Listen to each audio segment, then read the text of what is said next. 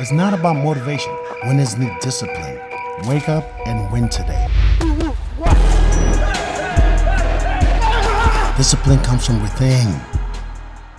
Boxing King Media in association with Boxer, delighted to have with me Matthew Macklin. Matt, good to see you, mate. Firstly, how are you? I'm good. Yourself?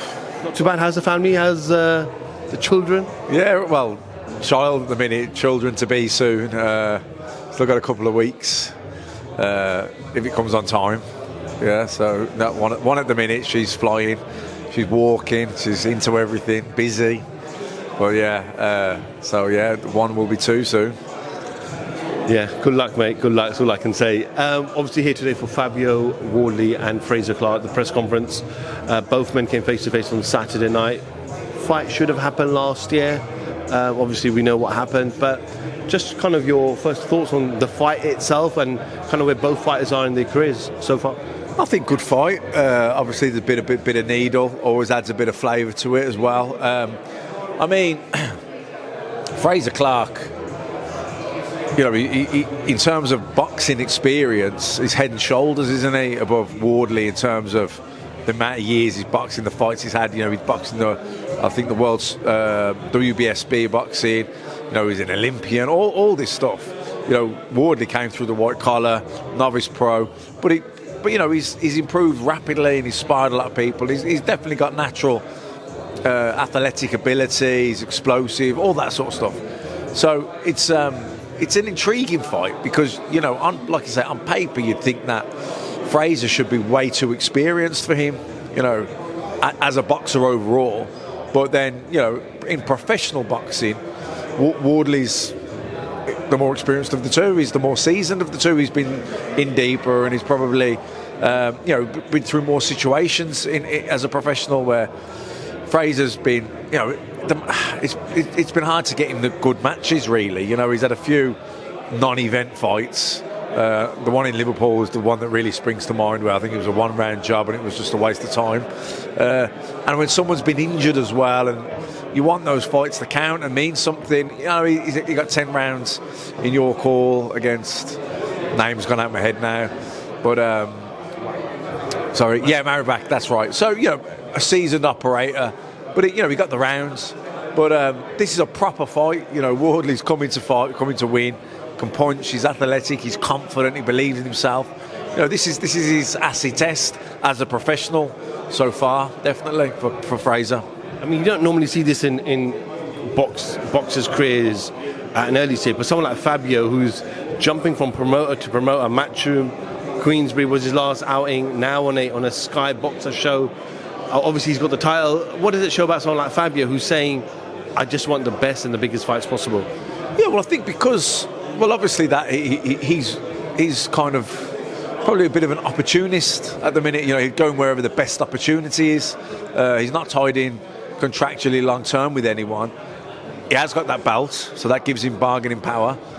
People will put him on because they want the heavyweight British title on the card. It's a good, you know, a good title to have on, a good fight to be made.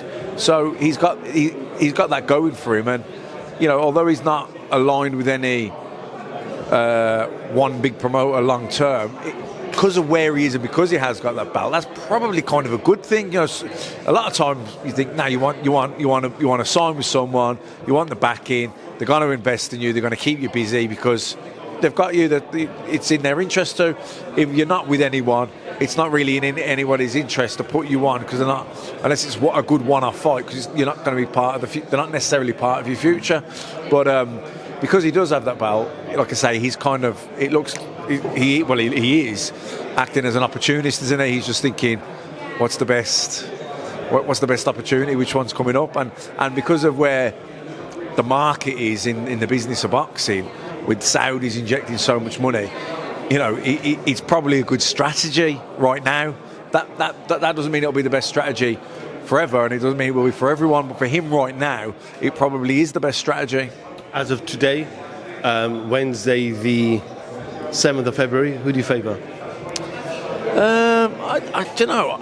When it first got sort of talked about happening, I just thought Fraser Clarke. In my head I thought, Olympia, everything he'd done, Wardley, white collar, but that doesn't always necessarily ring true. Do you know what I mean? So, look, I think the willingness on Wardley to want to fight Fraser obviously not taking the fight in the purse piece, although he says, that wasn't he who withdrew from that. He got withdrawn from it by his management team.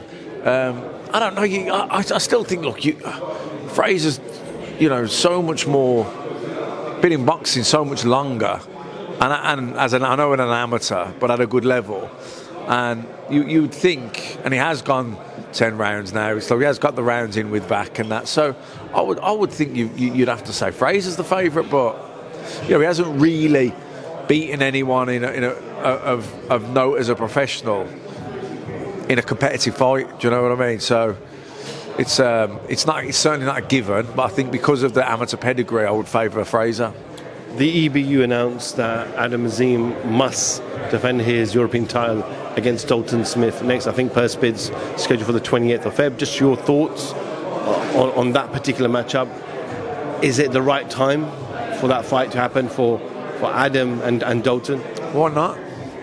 Do you know what I mean? Why not? It's they're not fighting for the Southern Area title. It is a European title. Do you know what I mean? There's it's not a given that either's going to go on and become world champion. You'd like to think that both will eventually, but even if they fight each other, one's going to lose. That still doesn't mean both can't then go on and become world champions. But there's a big fight here now. Let's make it now. Like what? Whoever loses here doesn't mean they can't go on and become world champions. Do you know what I mean? There's look at Nigel Benn. He got stopped by Michael Watson in a Commonwealth title fight. He went on to become world champion, and what a career he had. Do you know what I mean? He didn't do his career any harm. I lost to Jamie Moore for the British title. Went on, won the British, European, and a couple of times, and fought for the world title sometimes. So I don't. Neither of them are. Well, Adam's younger than Dalton, but they're both youngish, let's say. But I don't think they're like. I don't think that should stop the fight happening. I think both of them, but I think it'll enhance both their careers. Win, lose or draw. Obviously the winner is going to enhance better and bigger in the short-term period. But even the loser's his profile, his development as an experience as a fighter is going to, he's going to learn from the fight. He'll go back to the drawing board, look at things he's got to improve and come again. So I don't see why they wouldn't fight. I think for me the reasons to take the fight outweigh the reasons not to. Does Tyson Fury have enough time for that cut to heal? May 18 isn't far away. The Turkey Al Sheikh put out that there's a $10 million pound forfeit if any of the fighters pull out of the rescheduled fight. Just your thoughts on the cut, the rumours circling about the cut, and is there enough time? Well, what is it? It's at least 12 weeks, isn't it? Yeah, so look, he probably starts sparring 6 weeks out from the fight, I guess. So you've got at least 6 weeks. He's already a week old now, I think. So it's 6-7 weeks for the cut to heal. I think that should be fine. Yeah, that should be fine, I would say. When I spoke to Derek Chisora on Saturday, he said before. It depends on how bad the cut. It depends on how the cut heals as well, of course. But yeah, I've heard of people getting cut, then sparring. They didn't fight 6 weeks later because they had to spar, but they would have been sparring 6 weeks after, having the stitches out. When I spoke to Derek on Saturday, he said that, Derek Chisora, he said that he had Fury as the favourite, but after the cut and the rescheduled date, he now has Usyk as the favourite. Has your mind changed? I don't think it's changed. I'm not going to say I think that Fury. It's a lot closer now in my mind. Not just from this, but I was thinking even. Look, it's a funny one, isn't it, the Ngannou fight, because you're as good as your last fight. Obviously, he boxed badly in that fight.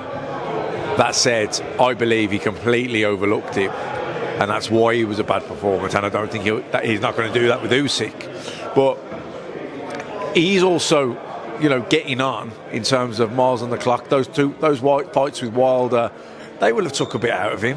Definitely took a bit out of him. He's getting older. He's made loads of money. These are all bits and pieces. These are all things that contribute to you not performing as good as you once did. So, you know, Usyk, I think, has got less miles on the clock. Certainly recently, I think he's got, you know, he hasn't earned as much money or the accolades or had the fame and that. So he's probably, you know, got more hunger in his belly than what Fury has.